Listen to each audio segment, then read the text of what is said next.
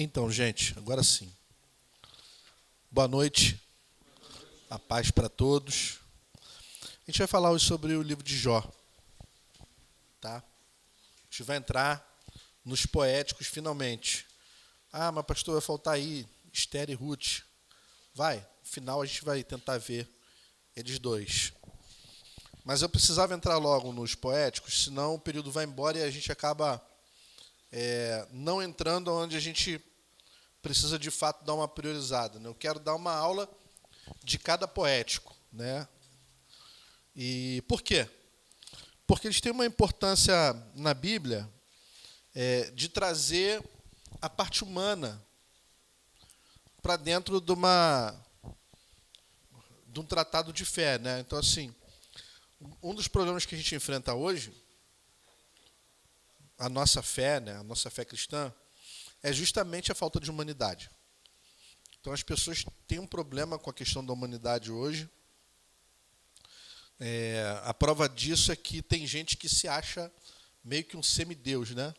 Os títulos não param, né? Os títulos vão indo pastor, bispo, bispo primaz, depois tem o paióstolo, que é o René Terranova, lá tem. Só falta o cara dizer, ó, sou a quarta pessoa da Trindade. O problema todo é que isso é uma negação da humanidade, né? Paulo vai falar lá que ele é o pior dos irmãos, né? Falou, olha, eu sou o pior dos apóstolos, o mais pecador entre os irmãos. E ele não está falando daquilo ali com uma falsa soberba, né? Ele está falando daquilo ali porque ele sente isso. Ele fala, cara, eu sou o cara que cometeu coisas terríveis aqui. Então, sou dos apóstolos, eu sou o que chegou por último, sou o mais fraquinho deles todos. E isso é uma premissa para a gente viver cristianismo, né? É entender a nossa humanidade. Se a gente não entender a nossa humanidade, a gente vai ler os poéticos e não vai ver sentido neles, porque os poéticos são uma experiência de humanidade. O livro de Jó é o quê? O livro de Jó é um lindo poema sobre a experiência do homem com o sofrimento. Ou então um lindo poema sobre a experiência do sofrimento humano, né? Não estou dizendo aqui que Jó é uma lenda ou que não é, estou falando aqui que o contexto do livro de Jó é ensinar a gente sobre como é que se lida com o sofrimento. Primeiro, é uma metáfora sobre o sofrimento. Tem debate dos amigos de Jó com ele, tem a mulher dele falando com ele. São diversas situações de personagens interagindo com Jó para tentar arrancar dele uma resposta para o sofrimento que ele está passando. E depois, é claro, né, que Deus vem e também faz a pergunta a ele, né? Fala assim, olha, depois de ouvir tudo que todo mundo falou, eu quero saber também a sua opinião aí. Aí Jó vai lá e coloca a opinião dele, Deus fala para ele, olha, então agora cinge os teus lombos aí, põe-te de pé, porque eu vou desmascarar o conteúdo desse negócio todo. E aí Deus passa alguns capítulos falando com Jó sobre coisas que são impossíveis da gente conceber como ser humano. Então, o livro de Jó ele não tenta explicar a causa do sofrimento humano, né? A causa é o mal, a causa são os filhos, a causa é a hereditariedade, a causa é o diabo, a causa... Ele não tenta fazer isso, ele simplesmente mostra que o ser humano vai sofrer, não tem jeito. Pode ser o mais piedoso de todos, ele vai sofrer, vai passar por sofrimento. Então, os primeiros capítulos vão explicar o porquê do sofrimento, né? Mas a principal função do livro é fazer o ser humano entender que o sofrimento é inevitável, que o sofrimento faz parte da humanidade. Assim, quem já experimentou dor, acho que todo mundo aqui já experimentou, sabe do que o livro de Jó está falando. Quem já experimentou dor extrema sabe mais ainda. Então, assim, eu já quebrei uma perna e já tive crise renal. Então, dei uma experimentada numa dorzinha extrema. Mas teve gente que passou por situações de acidentes gravíssimos, ficou preso em ferragem de carro, sentindo muita dor. Teve gente que teve experiência de quase morte.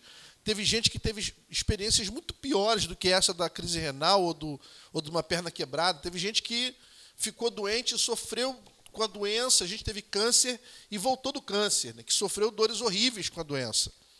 Então, essas pessoas nunca mais deixaram de valorizar a experiência de humanidade. Ficaram mais humanas. Porque a dor humaniza a gente.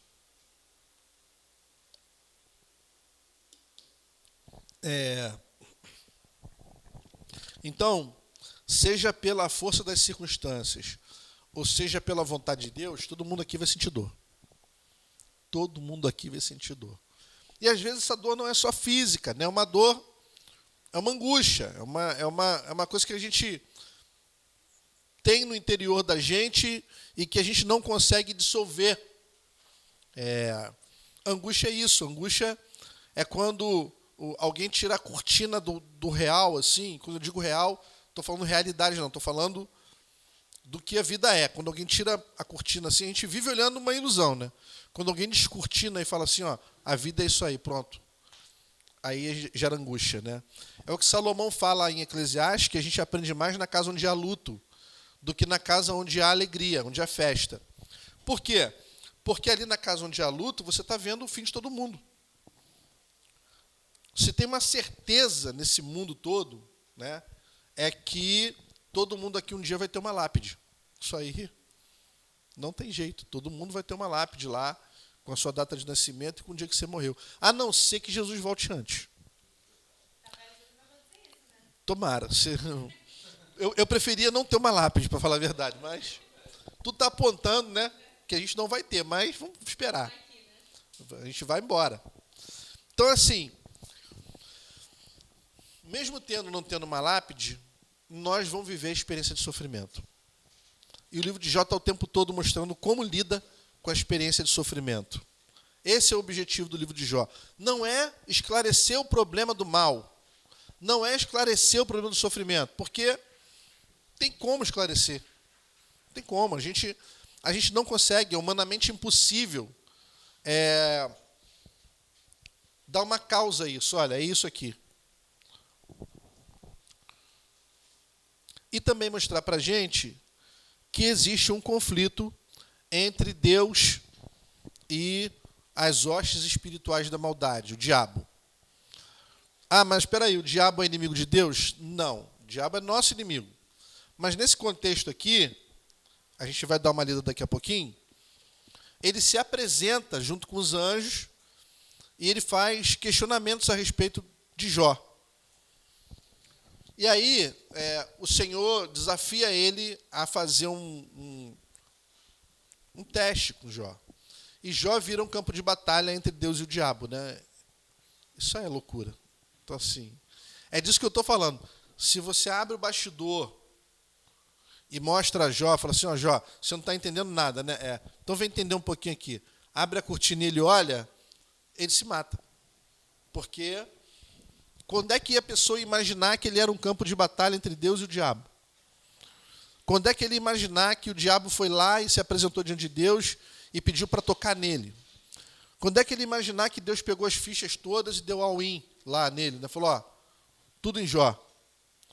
Cara, ninguém vai imaginar isso. Mas é isso que está acontecendo aqui. Então, sempre surge uma pergunta no meio do debate sobre o livro de Jó. E a pergunta é, essa história é mesmo verdade? Gente, embora de maneira não unânime, a maioria dos estudiosos respeita a tradição judaica que atribui esse livro a uma questão poética, a uma fábula. Ah, mas espera aí, então se é uma fábula é mentira. Não, toda fábula, todo conto é inspirado na vida de alguém ou na experiência de alguém. É como se fossem as parábolas de Jesus, né? Jesus, quando ele fala de uma parábola, na verdade, ele está evocando uma imagem para você poder entender um ensinamento. A poesia judaica também faz isso. Ela evoca imagem para você poder ver o ensinamento. Quando Salomão começa a escrever lá o Eclesiastes, né, Provérbios é um Salomão mais novo. Eclesiastes é o Salomão velhinho. Quando ele começa a escrever o Eclesiastes, ele usa um monte de figura para você entender o ensinamento. Então ele fala, olha, melhor o lugar onde tem um caixão do que onde tem uma rave. Cara, não tem coisa mais fácil de visualizar do que isso, né? E não tem coisa mais intrigante de pensar do porquê que ele está falando isso. Por que ele está dizendo isso? Por exemplo, no Eclesiastes ele fala que algumas coisas são vaidade, como você lutar com o vento, ou correr atrás do vento. Cara, não tem nada mais nítido do que isso. É uma coisa que você não consegue apreender, né? Você não consegue pegar.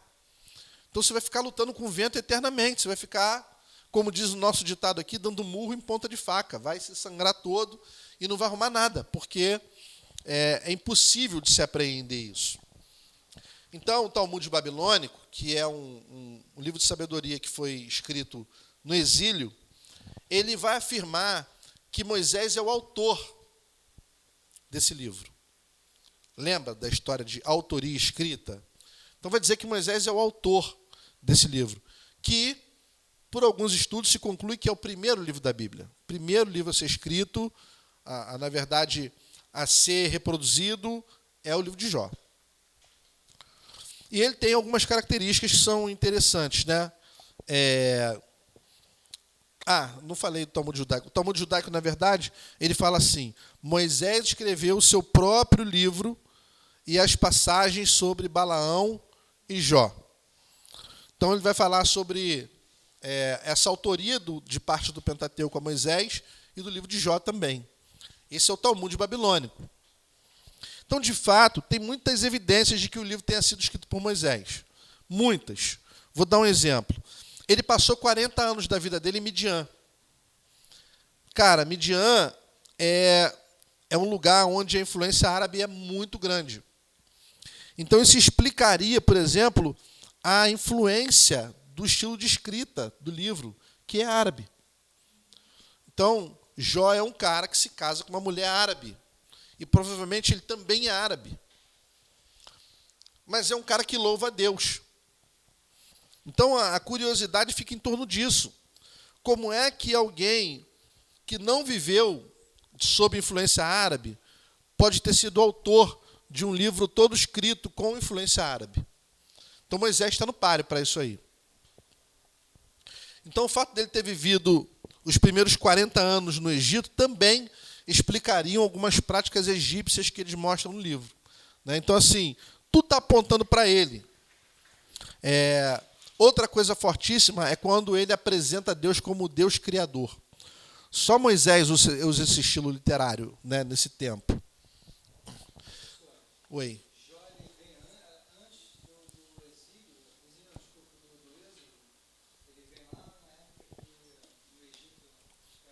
Ele está entre Noé e Abraão. Boa noite. A história de Jó está entre Noé e Abraão ali.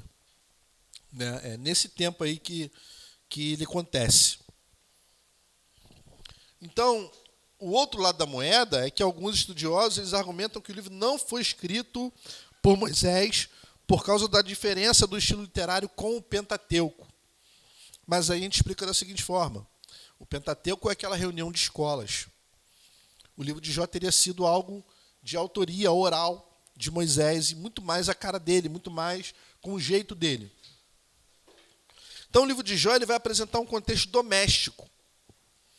E o que é isso? É aquela coisa local. É como se fosse um livro regional. É como se você estivesse cantando um cordel. Entendeu? É uma coisa muito própria de uma determinada região. E o Pentateuco não. O Pentateuco ele tem um contexto político, militar, eclesiástico, tudo isso a respeito de uma nação. Já é muito maior. Então Jó está focando no micro. O Pentateuco está focando no macro. É como se fosse uma coisa regional e outra coisa federal, nacional ou universal.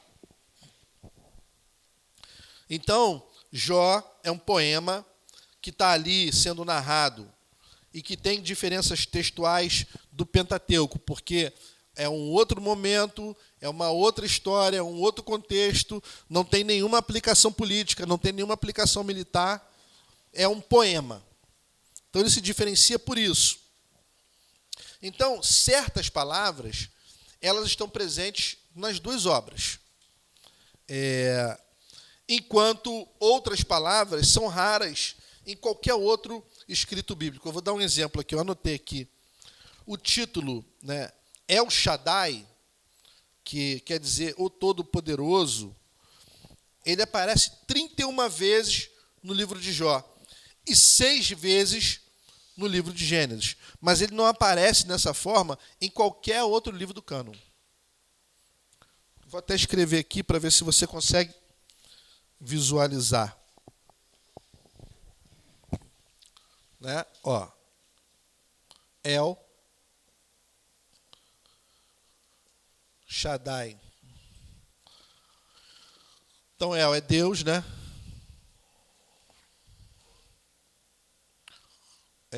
Aqui pode ser Y. Né? Aquele Shomer que aguarda, né? Aqui na verdade, Israel. E aqui tem alguma coisa a ver com portas ou portais. Então, qual é o significado de El Shaddai, na verdade? É o grande guarda das portas, Deus, o guarda das portas de Israel. E tem muito a ver com aquele salmo, né? Que fala que se Deus não guardar a cidade, em vão vigia o sentinela. Então, assim, o El Shaddai, ele é um título que aparece no Gênesis e que aparece em Jó, mas não aparece em mais lugar nenhum. Esse título que dão a Deus. E a parte onde ele aparece em Gênesis é atribuída a autoria a Moisés. Então, Moisés teria muita coisa a ver com o livro de Jó. Bom, outra coisa também importante é que Oi? 31 vezes em Jó, 6 vezes em Gênesis. Por nada. Então, o contexto óbvio de Jó é o da cultura árabe. É essa cultura do deserto da Arábia, aonde Moisés deita e rola porque viveu 40 anos em Midian.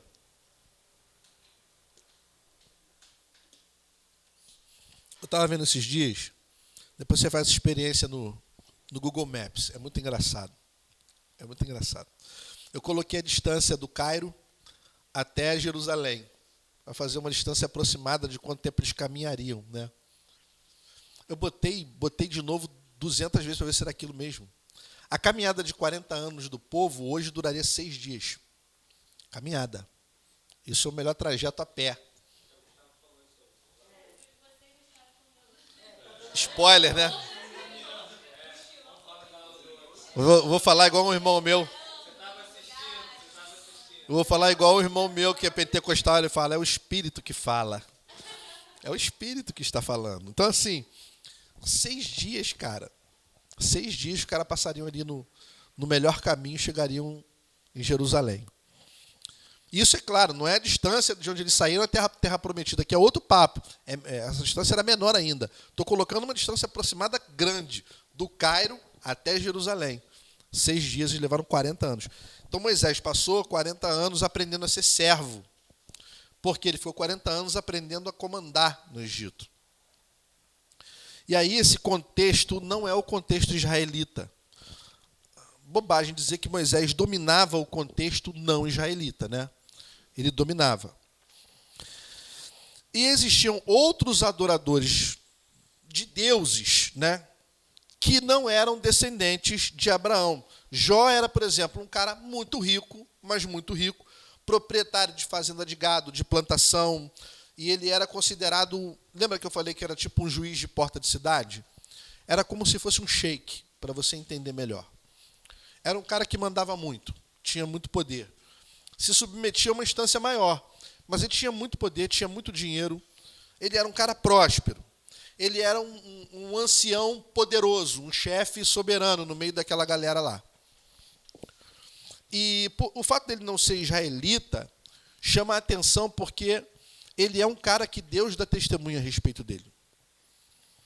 Então, Deus é que catuca o diabo e fala assim: viste lá o meu servo Jó? O diabo está quieto no canto dele, né? Tá vendo lá aquele menino? Então, assim, a fidelidade dele é impressionante. Então, a gente fala assim, quando a gente se refere a Jó, a gente fala de Jó com relação ao quê? A paciência, né? Mas o livro de Jó não é um livro de paciência. É um livro de resiliência. E é um livro de fidelidade. Então, ele dedica essa história toda a mostrar que esse camarada, mesmo não sendo israelense, israelita, ele tem uma influência sobre a cultura de Israel. Ele tem uma influência sobre essa cultura, mesmo não sendo parte do seu povo. Ele sofre influência e ele influencia. Por que ele sofre influência? Porque ele já sacrifica pelos filhos. Aqui. Ele é um cara tão reto que ele não sacrifica só por ele sacrifica pela família toda. Então, se por um acaso alguém pecar, ele está lá cobrindo. E alguns comentaristas chegam a dizer que Jó ele era contemporâneo de Jetro, que era lá o sogro de Moisés. Mas isso não é confirmado. Por quê? Porque a especulação é que ele está entre Noé e Abraão. Essa é a especulação. Mas outro grupo vai dizer que ele está lá, é contemporâneo de Jetro, que não quer dizer que ele conhecia Jetro. Quer dizer que eles estão vivendo debaixo do mesmo contexto em lugares diferentes.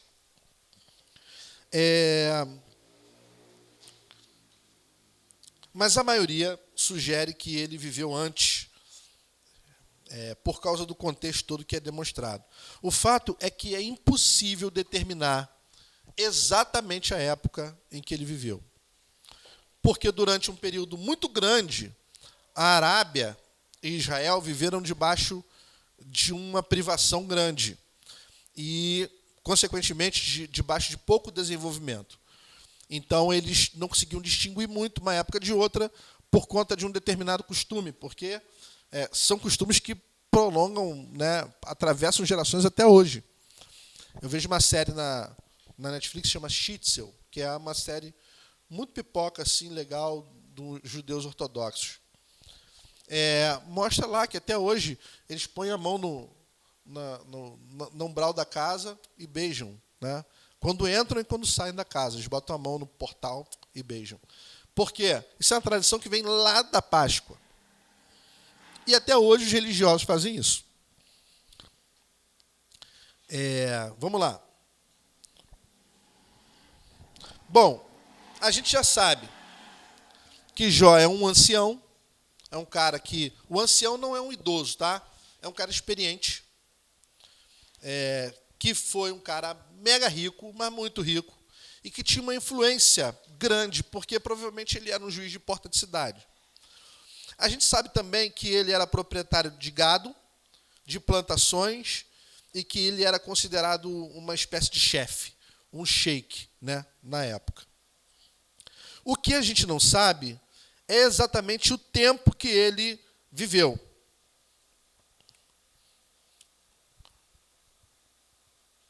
E aí, essa história dele prestar sacrifício pela família toda, ela vem se encaixar também lá no tempo entre Noé e Abraão. Esse tempo aí é um tempo pré-lei. Você não tem uma lei, por exemplo, que vai te incitar a sacrificar o seu pecado, ou expiar o seu pecado, ou expiar o pecado da família. É uma coisa genérica, por enquanto. Eles não têm uma determinação formal, então eles sacrificam por todo mundo da família. Então não era incomum alguém sacrificar pela família inteira. O que era incomum era um cara que não era judeu sacrificar pela família inteira. Isso não era comum. Então, abre aí no capítulo 1, versículo 1.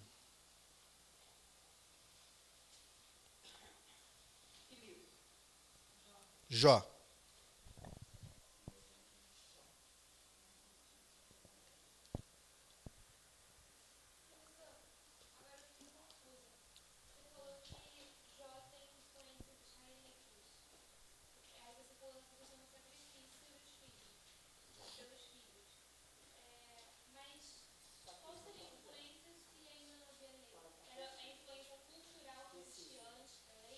Sim, essa influência ela vem desde Abel, capítulo 1, versículo 1.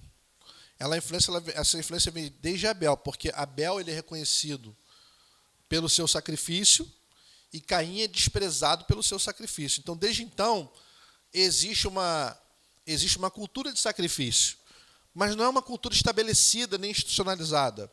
É uma coisa que eles fazem para aplacar aquela coisa primal mesmo, de aplacar a ira de Deus. Então, Jó está fazendo isso, só que ele não vive dentro desse contexto. Ele ouviu isso de alguém, ou ele herdou isso de alguém, ou alguém passou por ele e falou dessa verdade e ele adotou para a vida dele. Isso é fantástico, porque já era difícil um judeu fazer isso, um hebreu na época, né? Fazer isso. Que dirá um cara que sequer participa do contexto do povo.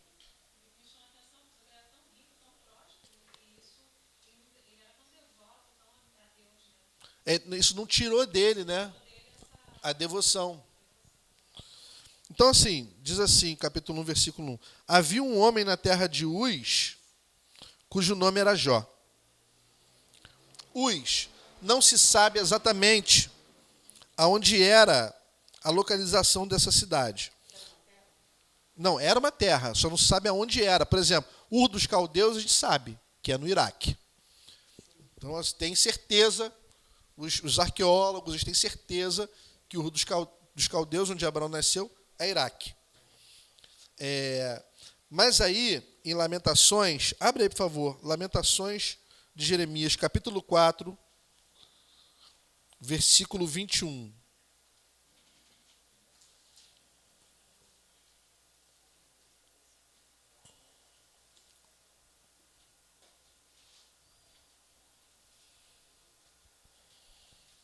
Lamentações, capítulo 4, versículo 21. Regozija-te e alegra-te, ó filha de Edom, que habitas na terra de Uz. Isso. O cálice se passará também a ti. Então, ou Uz é em Edom, ou Edom veio a conquistar Uz. Um dos dois pontos aí é que os teólogos argumentam, né? A Septuaginta vai traduzir Uz como Ausites, que é uma área na região norte do deserto da Arábia. Então é a Arábia. É a Arábia. Agora, onde é? Ninguém sabe onde é exatamente. Então, a tradição... 4:21. Lamentações 4:21. Nada, pô, tranquilo. E aí, é entre a Palestina e o Rio Eufrates. Já é depois do Rio Eufrates.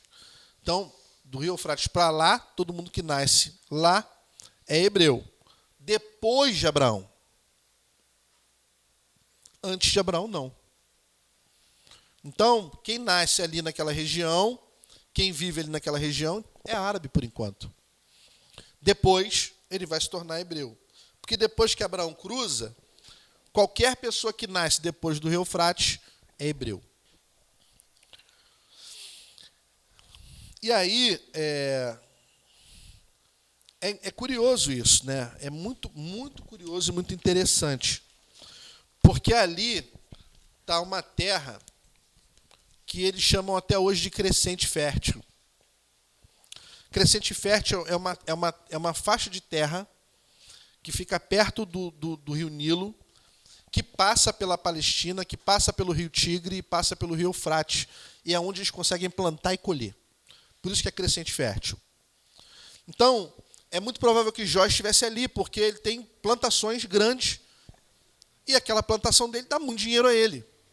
E ele cria gado, e o gado precisa de água. Então, ele está perto de rio, com certeza. E ele está em algum lugar fértil. É muito provável que ele esteja ali, nesse lugar chamado crescente fértil. Vamos lá, vamos dar uma lida aí no capítulo 1, versículo 14 de Jó.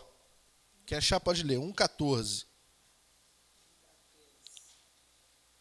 Um mensageiro veio dizer a Jó: os bois estavam no arado e os jumentos estavam pastando por perto. 1,14. Isso aí. Só isso. Depois a gente vai ler o 19 aí, já guarda aí. Então, embora seja impossível dizer onde era, com certeza era uma área de crescente fértil, não era faixa desértica, porque os bois estavam pastando, porque tinha água, porque tinha plantação. Agora lê o 19, por favor, 1:19.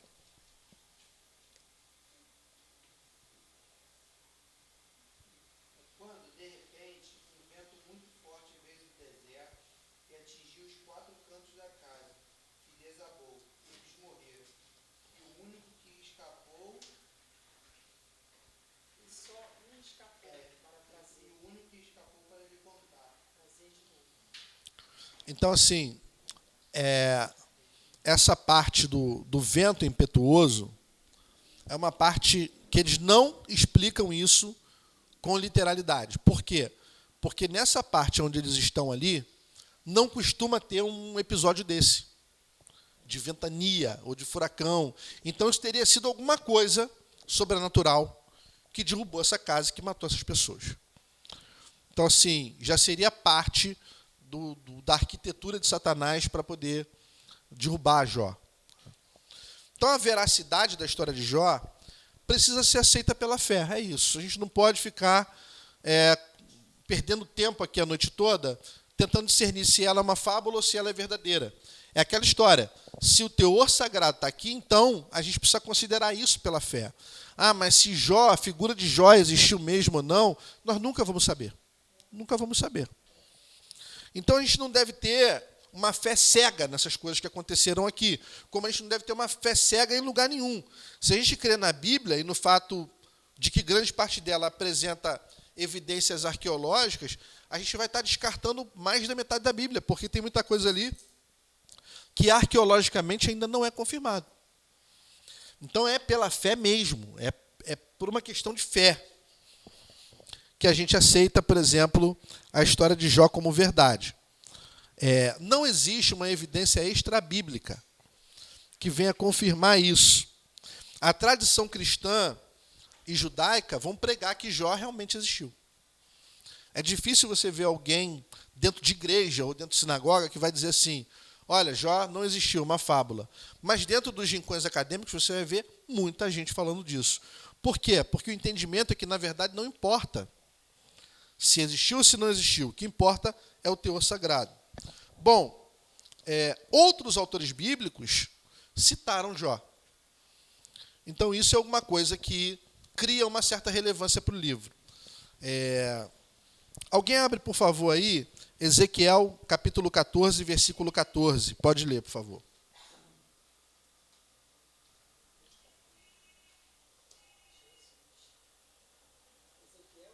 Capítulo 14, versículo 14. Mesmo que Noé, Daniel e Jó estivessem ali, sua justiça não salvaria ninguém a não ser eles mesmos, diz o Senhor soberano. Então, olha só. 3 homens justos que, de uma certa forma, fazem parte de um povo que está afastado dos caminhos de Deus. Então, Noé, que é o único que é salvo com a família de um dilúvio. Jó, que é um cara árabe, que está louvando a Deus sozinho numa terra onde ninguém mais louva. E Daniel, que está na Babilônia, que é um cara justo e que está com o papel de governar ali dentro. Então, esses 3 caras são citados por Ezequiel nessa passagem, que é uma passagem até bem forte. Vou botar uma pimenta. Seria ilógico comparar Daniel, um personagem real, vivo, naquela época, a um mito. Sobretudo com um exemplo de justiça a ser seguido pelo povo de Deus, o qual Deus não destruiria uma cidade.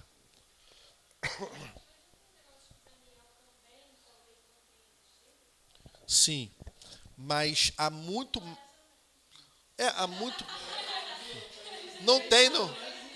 Não tem nota arqueológica sobre a Arca de Noé, por exemplo. Não tem. Nota arqueológica sobre a Arca de Noé, não tem. O pessoal mostra aqueles vídeos lá do Discovery ou do History, né? A Arca de Noé está no Monte Ararat. Porque ninguém foi lá ainda, pô, entendeu? E assim, dos três, Daniel é o mais palpável. E ainda assim, é um cara que só tem algum tipo de registro por causa do cativeiro. Porque na Babilônia foi um cara que foi expoente. E, do mesmo jeito, não pelo seu nome judeu, mas pelo seu nome hebraico, ou babilônico. Ele é conhecido.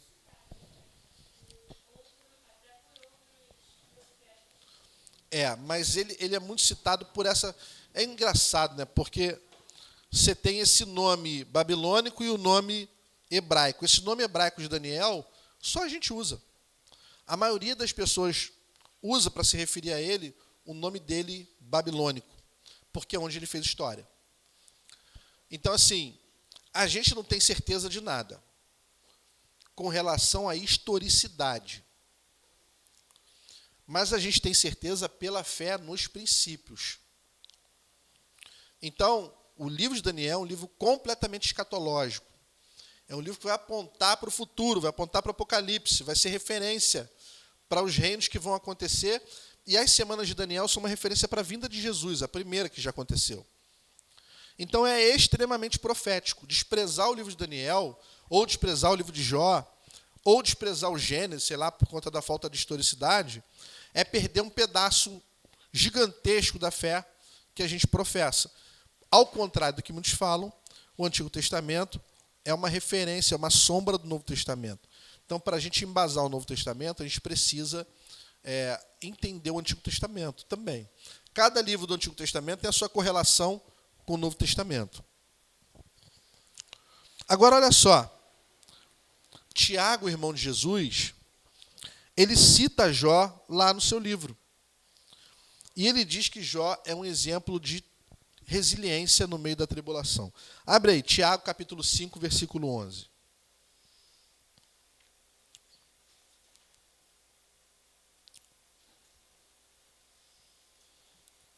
Quem achar pode ler. Tiago, capítulo 5, versículo 11. Consideramos felizes aqueles que permanecem firmes em meio à aflição. Vocês ouviram falar de Jó, um homem de muita perseverança. Sabem como, no final, o Senhor foi bondoso com ele, pois o Senhor é cheio de compaixão e misericórdia. Você vê que coisa linda? O irmão de Jesus está falando de Jó, como se ele fosse uma pessoa que realmente existiu. Ah, pastor, mas olha só, Tiago está lá no tempo dele, lá não tem comprovação histórica nenhuma. Sim, não tem. Mas tem a tradição oral. Tem a tradição oral toda. E nesse tempo aqui, vocês estão pegando o espírito da coisa, hein?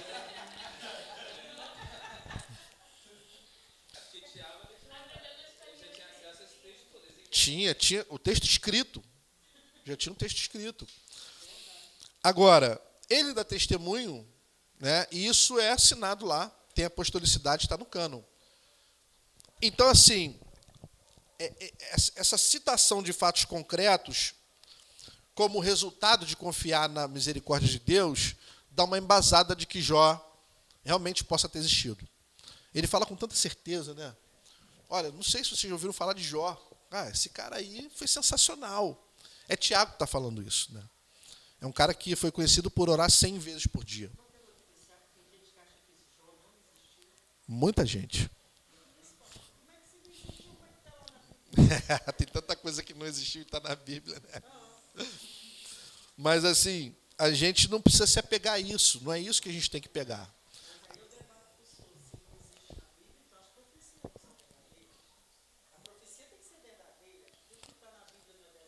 Sim.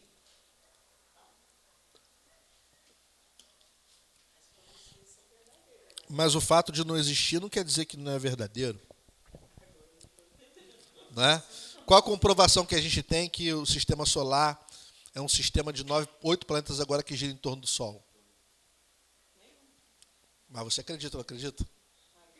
Então, não tem comprovação, a gente não sabe se existe, mas a gente acredita. Então é fé, não é ciência. Né? Então, assim, na verdade, não importa se existiu ou se não existiu. O que importa é que a gente crê. Agora, é muito diferente crê no Sol e nos 8 planetas e crê em Deus e na Bíblia inteira, né? A gente só crê nesse livro, na Bíblia toda, porque Deus colocou fé na gente para a gente crer, senão a gente não cria, não. Entendeu? A gente não acreditava, a gente ia deixar esse troço passar vazado. Que Bíblia? Isso aí é bobeira, tem tantas outras verdades aí, né? Tantos outros confrontos. Então vamos lá. A veracidade da história de Jó, como eu já disse, ela precisa ser aceita pela fé. O Tiago ele vai citar fatos concretos. Numa época onde a cultura ocidental já tinha essa habilidade de discernir mito e realidade. Por quê? Por causa da Grécia, né? A Grécia ela vai fazer um trabalho fortíssimo com a elaboração do mito. O mito é o nada que é tudo. O mito não é uma mentira. O mito é a ilustração de uma verdade. Então, quando eles constroem um mito, é para ensinar uma verdade. Então, isso tudo pesa, porque se Tiago citasse um personagem fictício de propósito, ele estaria descredibilizando a própria carta dele. Não é? Se ele está dando testemunho que Jó existiu, e sabendo que Jó não existiu, ele está descredibilizando a carta dele. Na verdade, ele não tem ferramenta para saber se existiu ou se não existiu, assim como nós também não temos. 2000 anos depois, nós não temos ferramenta para descobrir isso. Ah, mas você sabe se Paulo existiu, se Pedro existiu? Sim, a gente sabe. Tem a Catedral de São Paulo e São Pedro, onde estão enterrados lá, né? Então, assim, a gente sabe que eles existiram porque tem ossada, tem tudo.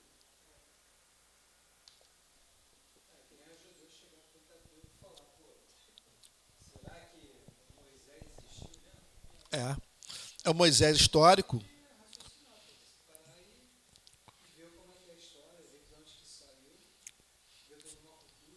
O Moisés histórico você não vai achar mesmo. Mas, cara, é o que você falou, é o que está construído. Em cima de uma figura. Será que essa figura é ilustrativa? Será que tudo isso está construído em cima de um patriarca ilustrativo? Muito difícil. É a mesma coisa Jesus.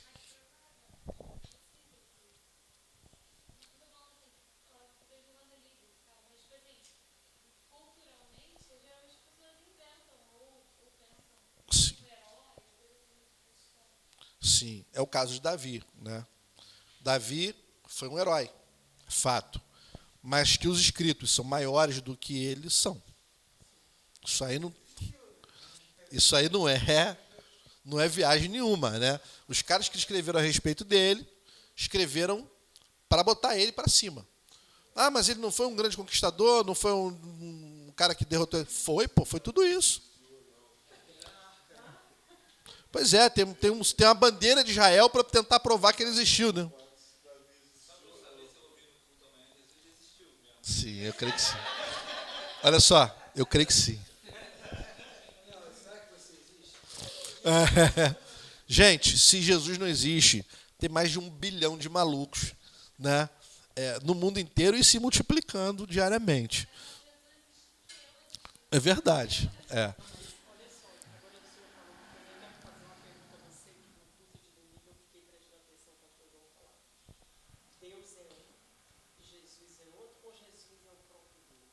Jesus é a imagem do Deus invisível.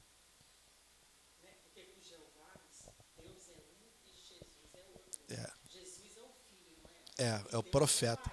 Isso. Tudo é Jesus. Tudo é Jesus. Ele é a imagem do Deus invisível. Essa é a designação de Jesus. A gente não consegue ver Deus. Ele se enviou. Está aí, Jesus.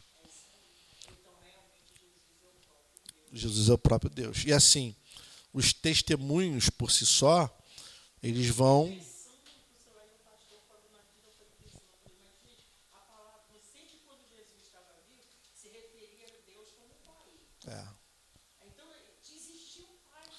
mas olha só, isso não é hierárquico, tá?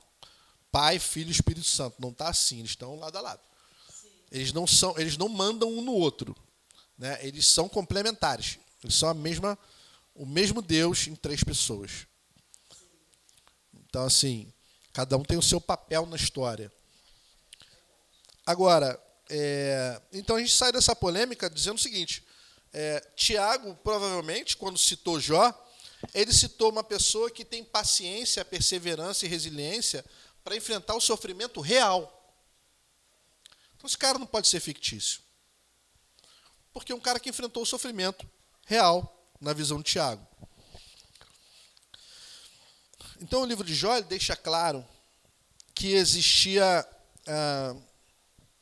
uma batalha espiritual. E que existe uma batalha espiritual.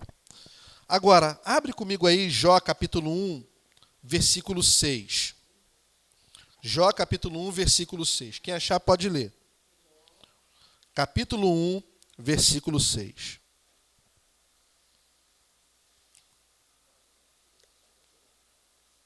Eu vi num dia em que os filhos de Deus vieram a apresentar-se perante o Senhor, viu também Satanás entre eles. Agora lê, por favor, capítulo 2, versículo 1.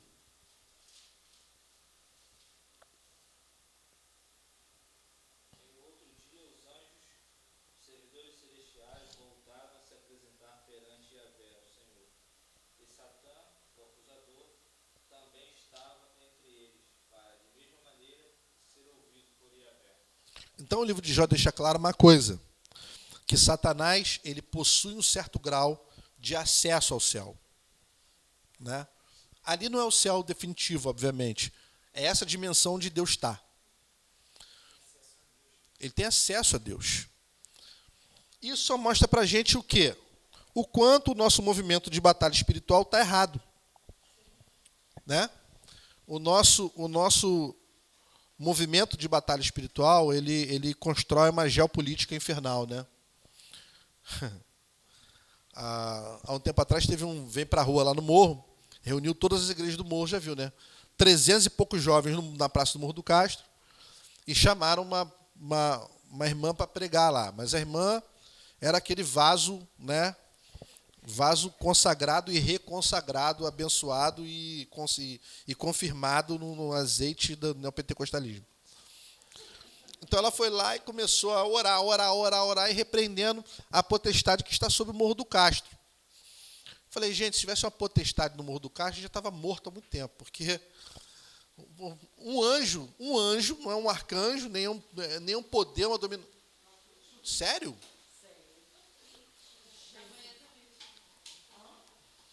Caraca. Um poder, que é um anjo, cegou um exército inteiro, né? Lá no Êxodo, né?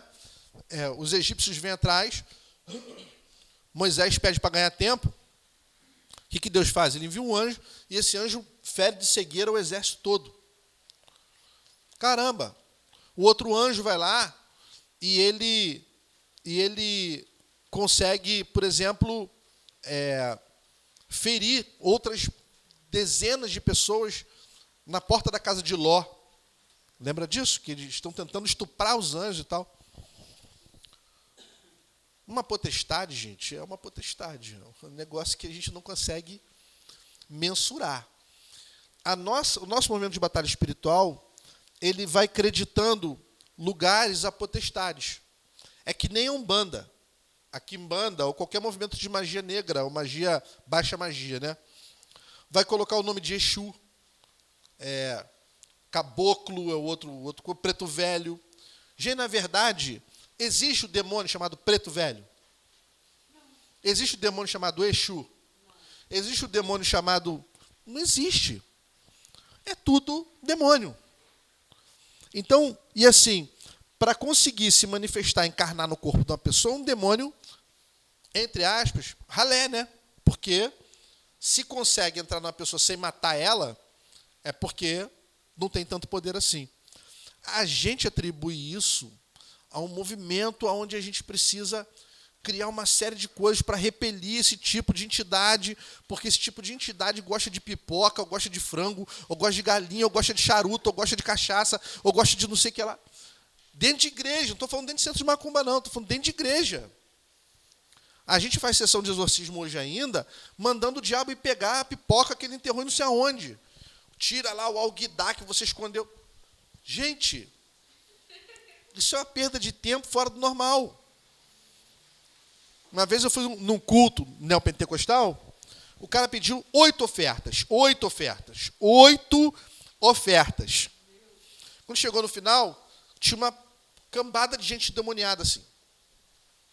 Eu fiquei olhando e falei assim, cara, o que ele quer com isso? Enfileirou aquele pessoal todo, deixou aquele pessoal todo endemoniado lá. 8 ofertas durante o culto. No fim do culto, ele fez uma invocação lá e ficaram 8, muita gente endemoniada. Depois de 8 ofertas. Vai vendo. Ele botou todo mundo lá na frente, aquela multidão lá na frente, todo mundo endemoniado. Aí falou, agora nós vamos fazer o corredor do sal. Para fazer o corredor do sal, a gente vai precisar ofertar aqui. Que o poder do diabo é quebrado através da contribuição do povo. Aí todo mundo foi lá e contribuiu mais uma vez. E quem contribuiu podia jogar sal naquele pessoal endemoniado. Eu estava lá, pô. E era tipo um túnelzinho de festa junina. Não, você tá o nome da paróquia não, pô. Então, assim, não é aquele corredor de festa junina, assim, o pessoal fez meio que um corredor de festa junina e o nego jogava o sal em cima. Aí quando o pessoal jogava o sal, tipo um corredor polonês. Aí quando o cara ia passando assim, endemoniado, no coisa, o cara jogava o sal, tinha gente cheia de ódio, falando assim, sai dali, demônio, sai agora, seu capeta, sabe qual é? Assim, ameaçando o demônio, sai, desgraçado. Né? Falando com um demônio isso, cara. Quando, na verdade, a Bíblia diz lá em Judas, versículo 9, que o arcanjo Miguel, quando contendia a respeito de Moisés, a respeito do corpo de Moisés com Satanás, ele não ousou pronunciar juízo de maldição. Ele disse, o Senhor te repreende e pronto, acabou. A gente está ali, jogando sal no bicho, falando, queima, demônio, seu desgraçado, larga ela. Entendeu? Detalhe, quando acabou isso, sobraram ainda umas 15 pessoas lá. E aí o cara falou assim, bom, metade já foi, a outra metade está aqui. Sabe por que a outra metade está aqui? Por quê? Porque vocês não ofertaram direito, vão ofertar de novo. Pediu 10 ofertas. Aí ele ofertou de novo no final, o pessoal ofertou de novo no final, aí o pessoal já ofertou assim, sabe por que não saiu? Porque é isso aí! Tirando aliança, botando aliança, puxando cordão, botando cordão, blá. E quando terminou, não tinha mais nenhum demônio ali embaixo. O que a Bíblia diz sobre isso? Que no fim dos tempos, haveriam o quê? Igrejas que seguiriam doutrinas de demônio. O demônio impõe a doutrina. Se diz que é por causa do batom, tem que tirar o batom. Se diz que é porque cortou o cabelo, tem que deixar o cabelo crescer. Se diz que é por causa da veste, tem que trocar a veste. Gente, quem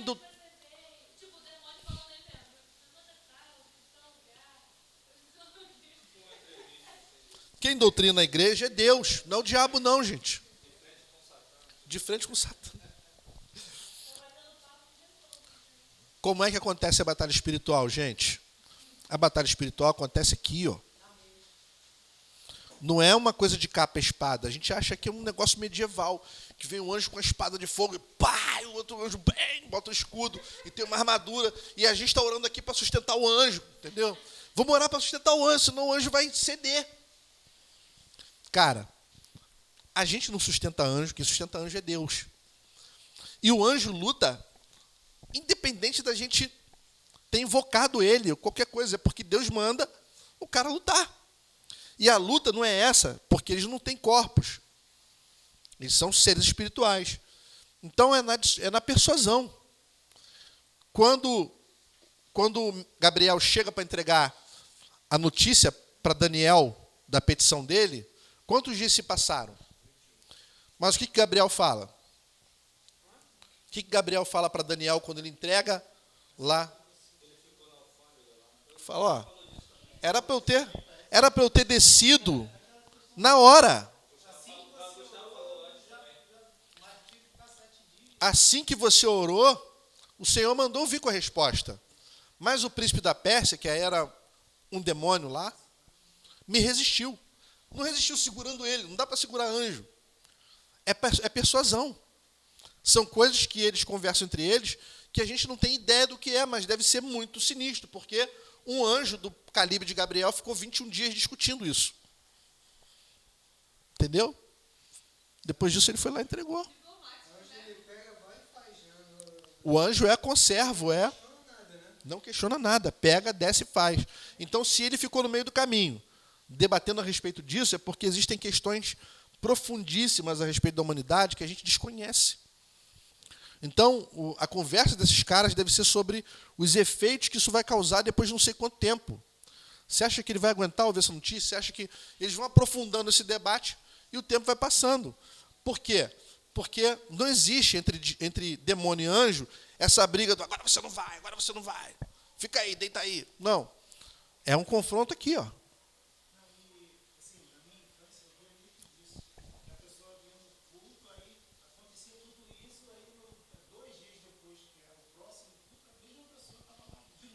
Endemoniada.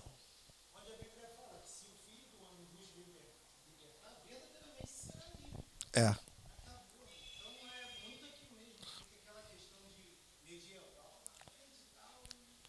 É isso mesmo. E a gente precisa internalizar o seguinte, que toda vez que alguém é liberto, a gente precisa instruir essa pessoa. Porque a casa agora está vazia. Instruir. Né? Precisa instruir essa pessoa. A casa está vazia. Se Deus não ocupar a casa, que ele vai ocupar, o que acontece com aquela pessoa? Ela volta 7 vezes pior.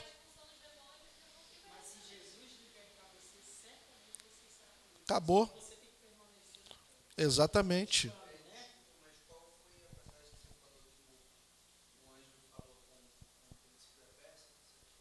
Cara, Daniel. É. Bota aí, dá um Google aí, Príncipe da Pérsia, aí que vai aparecer. Isso, não pode aparecer o filme, né?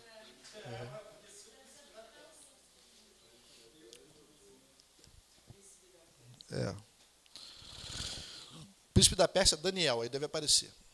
Então, assim, a gente precisa entender que o âmbito da batalha espiritual é um âmbito muito mais complicado do que o que a gente pensa. Aqui, por exemplo, Jó está dialogando com Deus a respeito de... o diabo está dialogando com Deus a respeito de Jó. Ele está falando, olha, você vai deixar eu tocar? Vou. Olha só, Senhor, olha que argumento que Satanás tem. Ele só te louva porque você abençoa ele. Gente, vê se esse não é o contexto de muita gente hoje em dia. Ele só te louva porque você abençoa ele. Se você parar de dar as coisas a ele, ele vai parar de te louvar. Então, assim, Satanás, ele é um mestre em entender a humanidade. Sim. É aquela história, né? Tem muita gente que está na igreja por medo do inferno. Por medo do que o diabo pode fazer. E tem gente que está na igreja porque é por causa da bênção. Porque, meu irmão, estou aqui, deixa eu estou aqui, Deus me prosperou. Tá bom. O que você entende sobre Deus? Cara, ele me prosperou, cara. Entendeu? E ponto. Então, assim, a batalha é aqui. Se a gente quiser resistir a essa batalha, a gente vai ter que trabalhar aqui. O entendimento. Né? O que Paulo fala? Ele fala que a gente não pode deixar o entendimento fazer o quê? Engessar. Né? A gente precisa ser renovado. Renova o seu entendimento. Deixa a palavra renovar o seu entendimento. E o que faz isso? Gente, o que faz isso é a leitura da palavra. Não tem outra coisa. Eu não conheço outra coisa que renove o nosso entendimento que não seja a palavra. Né? A palavra lava o ser humano, lava a igreja também. Então, assim, essa batalha a respeito de Jó é ampla pra caramba. Paulo vai falar o quê? Que a nossa luta não é contra o sangue, nem contra a carne, mas contra principados, potestades, poderes e dominações. O que Paulo está querendo dizer com isso? Ele está deixando claro que existe uma realidade invisível. E que a gente não pode ficar dando murro no vento. A gente precisa entender como é que essa batalha funciona. Então, assim, às vezes essa batalha é uma batalha sórdida. Vou dar um exemplo. Um professor que me dava aula de missões, ele falou uma vez assim, para a turma. A pergunta foi muito simples, foi assim, ô professor, você não acha que Satanás usa estratégias manjadas? Porque ele sempre quer jogar alguém na lama. né? Através de sexo, é o adultério, é a prostituição, é a fornicação. O homem é pego muito nisso, né, professor? No adultério, na questão sexual, é no poder, é no dinheiro, na questão da grana, de roubar o dinheiro, de ter poder e tal. Essa tríade, né? Sexo, dinheiro e poder. Aí o professor falou assim, entendo que sim, que tudo gira meio que em torno disso aí, né? Mas entenda bem uma coisa, o diabo, quando não consegue derrubar, ele exalta. Pronto, isso aí para mim, meu irmão, abriu um cofre assim, cheio de riqueza. Porque a gente não atenta para isso. Às vezes, a artimanha do diabo não é derrubar você, é te exaltar. Então, assim, tem milhares de testemunhos de pessoas que viram para mim e falaram, passaram pela minha igreja já, ou por outras igrejas que eu plantei, e diziam para mim, pastor, eu estou tão bem, mas tão bem, estou tão próspero, que não estou nem tendo tempo de ver igreja.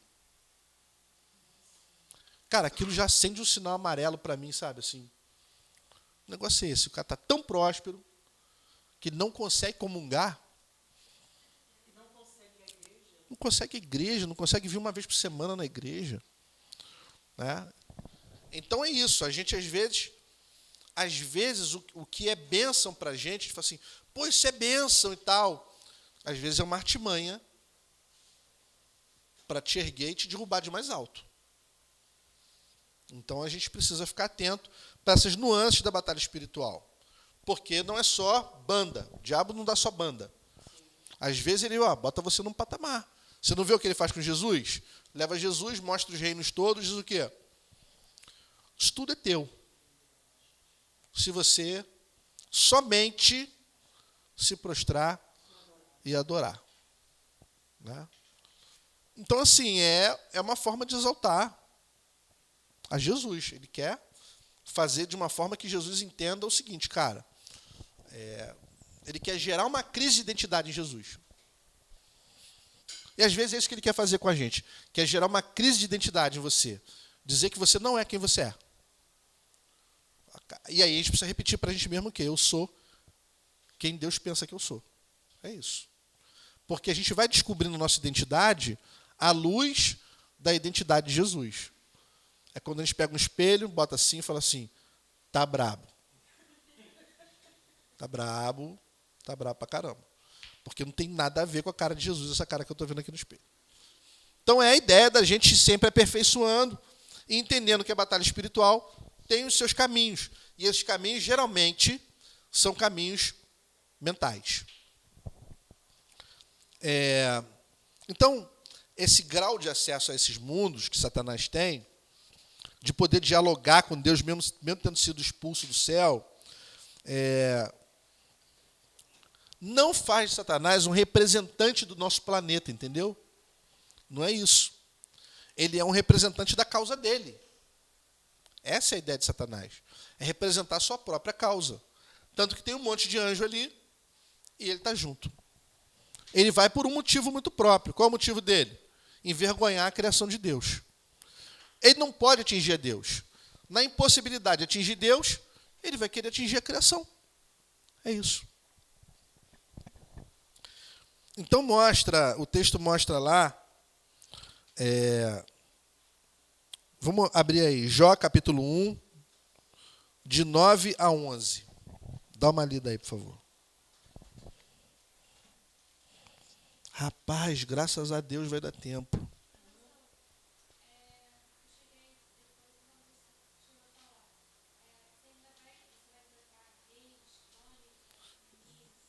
Tratei Reis, Crônicas e Samuel semana passada. Esdras e Neemias também, né? Tá faltando Ruth e Esther. Tá faltando Ruth e Esther. Não, já o capítulo 1 está indo aqui. Capítulo 1, de 9 a 11. Entendeu? Oi? Fala comigo.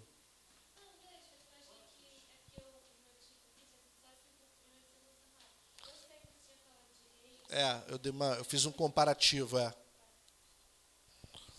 Pode ler. Jó capítulo 1, de 9 a 11.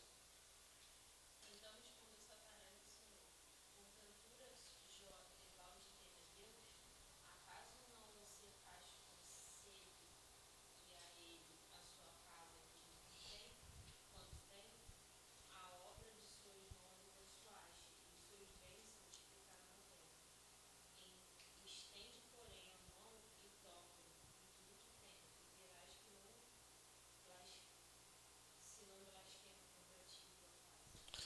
Lê, por favor, capítulo 2, 4 e 5. Versículo 4 e versículo 5.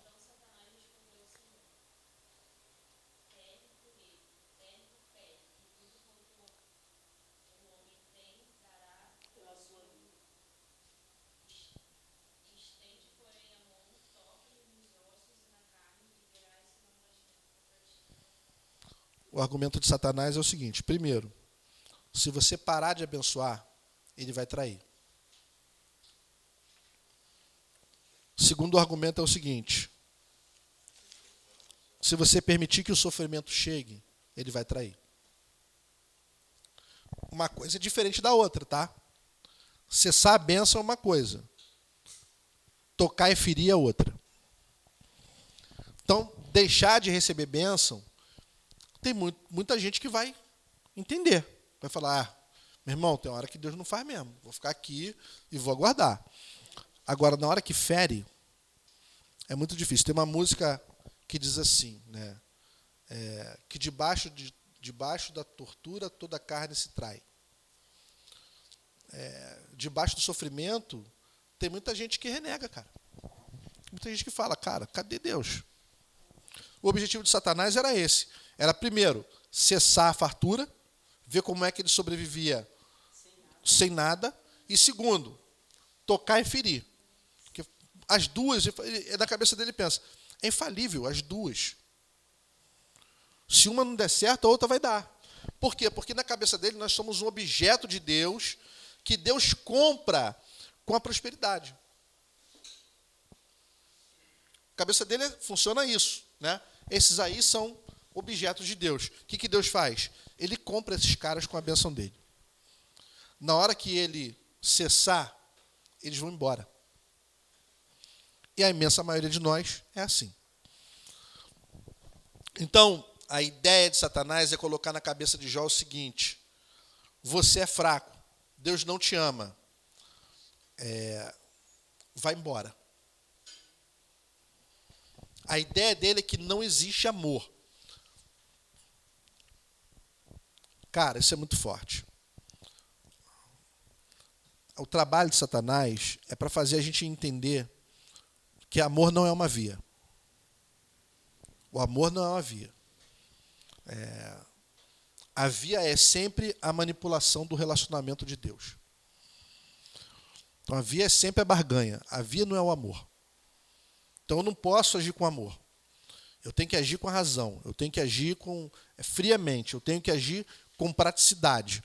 Então, ele distorce coisas no nosso meio, sem a gente deixar a igreja, porque a gente perde a humanidade. Porque quem não ama, deixa de ser humano. Né? Eu estava outro dia olhando para minha filha e eu falei assim, cara, mas amar dói muito. Mano. Que eu olho para ela assim, ela é tão feliz, eu falo, cara, essa menina é tão feliz no meio da pandemia, tá uma loucura, mano. A menina está em isolamento, mó tempão, homeschooling, um monte de parada, e ela está aí toda feliz. Aí eu fiquei pensando assim, caraca, aí me veio uma doideira na cabeça, eu fiquei pensando assim, cara, pô, mano, antes não tivesse tido filho, olha que loucura. Para não doer tanto assim esse amor, né? Aí eu fiquei pensando, eu falei, cara, que argumento maluco é esse? Né? Eu só estou vivendo esse momento aqui de tanta efusividade no amor porque ela existe. Né? Não porque ela não existe. Se ela não existisse, a minha vida seria mais triste. Mas a ideia de Satanás é colocar na nossa cabeça o seguinte, cara, a vida só começa a valer a pena quando aquilo que você ama te rejeita, né? Ou então morre. Aí você é verdadeiramente livre. Porque enquanto não for isso, você está preso. No amor. Você está preso ali. Você só vai ser livre quando sua mulher morrer. Você só vai ser livre quando seu marido morrer. Porque, por enquanto, você vive aí escravo dele. Essa é a ideia de Satanás, sabe? Transformar tudo numa relação de manipulação. De manipulação. Então, diante dessa acusação, Deus permitiu que Satanás fosse lá e tentasse Jó com o pior tipo de sofrimento possível. Não é para que Satanás visse isso. É para que o universo visse que o argumento de Satanás é uma falácia. Então, assim, toca, vão escrever sobre isso, e o universo vai saber que você está errado.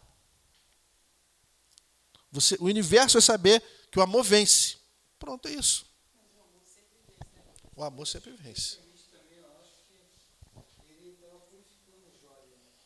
Estava dando uma visão mais clara, né?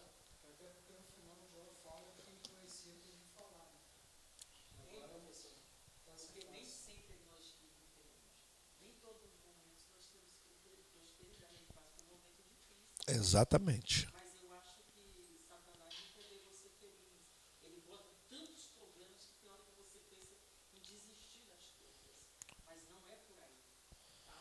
Porque principalmente nós que somos evangélicos, nós temos o conhecimento da estratégia demoníaca.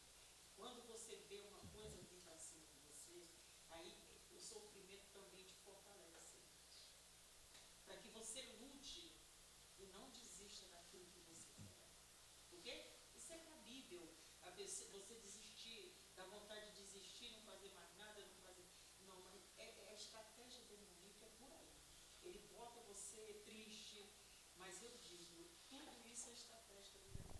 Mas nós não temos que virar próximo a todo momento também, não. Temos dificuldade. Fazemos nossas coisas na dificuldade, não é isso? Sim, Mas o amor de Jesus faz você vencer. com certeza. Porque você tem certeza que mais para frente aquilo vai te. Vai para frente, você vai ser vitorioso se você não desistir. Num aspecto, né? Em outro, talvez a gente nunca vença. E tá tudo bem. Né? Também falou uma coisa, a gente não pensa Não é assim. Sabe por quê, gente? Porque a nossa teologia é a música. A música diz pra gente que a gente vai vencer sempre. Mas nem sempre. Muitos cristãos vão morrer martirizados. Entendeu? A gente venceu espiritualmente. A gente está com Deus. Essa é a maior vitória. Então, assim, como é que diz lá Rompendo em Fé? Se diante de mim não se abrir o mar, o que vai acontecer? Deus vai me fazer andar por sobre as águas. E se Ele não quiser? Né? Mas vamos com calma. Senão a gente fica cético.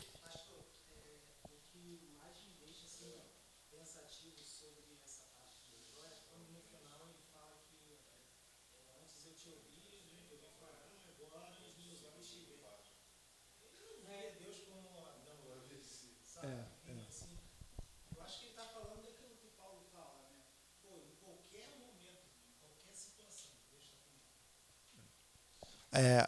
Melhor é a casa onde há luto.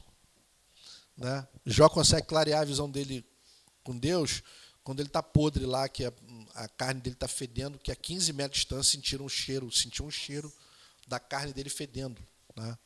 Ele se coçava com telha para poder arrancar as feridas e estancar o pus. Então, assim, um cara que ficou sozinho, fez uma jornada sozinho. Meu irmão, se o cara não entender melhor Deus nesse processo, ele morre. Ele se mata, ele acaba. Porque ou é isso, ou é ver Deus claramente, ou então é suicídio, meu irmão.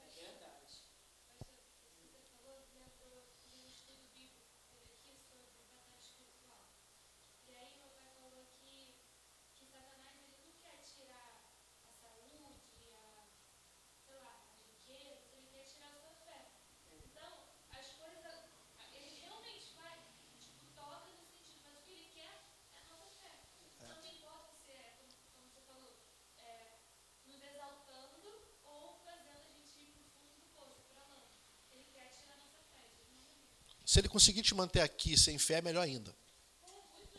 Entendeu? Ninguém corre atrás. Você fala assim, deixa, tá lá, tá ótimo. Tá trabalhando para mim lá dentro, tá ótimo. A vitória pode tirar a gente de Deus, né? Às vezes sim. Isso é uma verdade. Então, assim, a gente vive num conflito com o diabo. É deixar claro isso. Nós vivemos um conflito com o diabo. Mas a gente tem Deus, que é quem afugenta o diabo. Agora, esse título Satã, né, que ele fala lá no início, é adversário. Né? É um cara que se opõe, é um oponente. é um cara que argumenta contra, é um jogador, né? Mas a gente já viu que a ideia de Satanás aqui, ela é fazer Deus entender que não existe amor por submissão voluntária, que é o nosso caso. A gente foi motivado, a gente recebeu o impulso de Deus, Ele nos convenceu a crer e nos ensinou a amar. Mas hoje em dia, pela força do Espírito Santo, a gente consegue se voluntariar para amar. Então, o Satanás não acredita que isso é possível. E aí, segundo ele, os filhos de Deus são enganados por Deus porque recebem bênçãos. São impossibilitados de viver uma realidade onde a bênção não chega. Porque a gente só existe por causa disso na cabeça dele. Bom, para fechar, a gente pode confiar, porque a gente vive uma fé viva e racional ao mesmo tempo. Deus jamais contaria uma história mentirosa. Esse é o consolo. Né? Ah, mas existiu ou não existiu? Não importa. Jamais haveria na Bíblia a possibilidade de uma história mentirosa. Então, a gente precisa confiar no que está escrito aqui. Deus não usaria, por exemplo, apenas um mito puro, sem verdade, para poder incitar a gente a ter confiança no meio do sofrimento. Se Jó existiu, se ele era humano, se ele viveu no tempo de Noé até Abraão ali, nesse tempo, não importa. O que importa é que Deus dá testemunho desse cara, dizendo que ele é um homem íntegro, reto, temente a Deus e que se desviava do mal. Então, gente,